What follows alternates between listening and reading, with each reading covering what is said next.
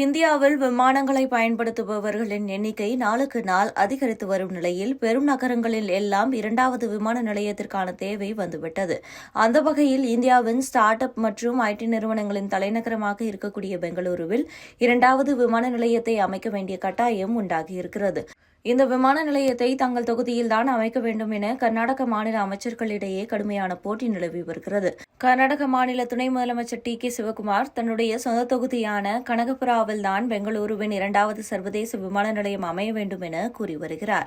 Electronic city உள்ளிட்ட பகுதிகளுக்கு அருகிலேயே இருப்பதால் கனகபுரா பகுதிதான் இரண்டாவது விமான நிலையம் அமைவதற்கு சரியான இடமாக இருக்கும் என சிவக்குமார் தொடர்ந்து கூறி வருகிறார்.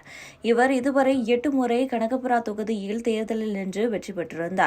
இந்த பகுதியில் விவசாயிகள் யாரும் அவசரப்பட்டு நிலங்களை விற்றுவிட வேண்டாம், உங்கள் நிலங்களின் மதிப்பு பல மடங்கு உயரப்போகிறது, சில காலம் வரை பொறுத்திருங்கள் என அவர் தொடர்ந்து தொகுதி மக்களுக்கு கூறி வருகிறார். இரண்டாவது சர்வதேச விமான நிலையத்தை தன்னுடைய தொகுதியில் அமைத்தே ஆக வேண்டும் என்பதில் அவர் தீவிரமாக இருப்பது தெரிய வருகிறது. அதேவேளையில் கர்நாடகா உள்துறை அமைச்சரான பரமேஸ்வரம் தன்னுடைய சொந்த ஊரான திமுகுரு பகுதியில் விமான நிலையத்தை நிறுவ வேண்டும் என்பதில் உறுதியாக இருக்கிறார். இது தொடர்பாக கர்நாடகா மாநில தொழில்துறை மற்றும் உட்கட்டமைப்புத்துறை அமைச்சர் பாட்டீலிடம் தான் பேசியிருப்பதாகவும் திமுகுரு பகுதியில் 2 இடங்களில் விமான நிலையம் அமைப்பதற்கான இடத்தையும் கண்டறிந்து தெரிவித்திருப்பதாகவும் அவர் கூறியிருந்தார். அதாவது தன்னுடைய தொகுதியில் விமான நிலையம் அமைக்க ஏதுவாக 3000 to 5000 ஏக்கர் வரையிலான நிலம் தயாராக இருக்கிறது என உள்துறை அமைச்சர் பரமேஸ்வரா கூறியுள்ளார்.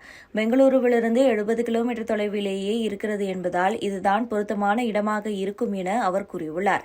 இங்கே விமான நிலையத்தை எந்தவித பிரச்சனையும் இல்லாமல் அமைக்க முடியும் என உள்துறை அமைச்சர் பரமேஸ்வரா தெரிவித்துள்ளார். கர்நாடக மாநில அரசு பெங்களூரு நகரில் இரண்டாவது விமான நிலையத்தை அமைப்பதில் தீவிரமாக இருக்கிறது. இதற்காக 5000 ஏக்கர் வரையிலான நிலம் தேவைப்படுவதாக அம்மாநில அரசு கூறுகிறது.